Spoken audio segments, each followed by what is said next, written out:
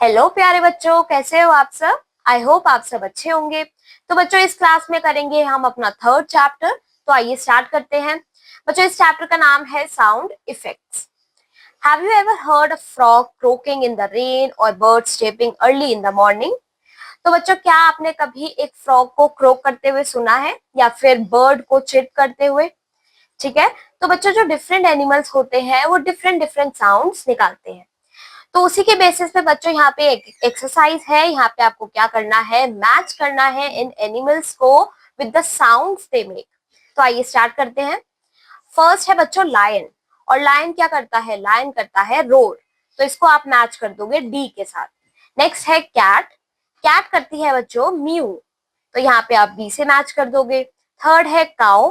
Cow बच्चों करती है मूज। तो आप इसे ई से मैच करोगे। Then we have goat. Goat बच्चों करती है ब्लीट्स। तो आप इसे मैच कर दोगे एफ के साथ। देन डॉग करता है बच्चों बार्क। ठीक है। और डक करती है क्वैक। बच्चों, यहाँ पे अब एक फैक्ट है, ये कहता है जो पैरट होते हैं वो ह्यूमन बींग्स की तरह बोल सकते हैं। और जो चिंपैंजीज होते हैं बच्चों, वो सबसे नॉइजिएस्ट एनिमल्स कहलाते हैं। तो इसी के साथ बच्चों ये वाला चैप्टर हमारा यहीं खत्म होता है। अब मैं आपको मिलूंगी आपकी नेक्स्ट क्लास में। Till then bye bye, take care.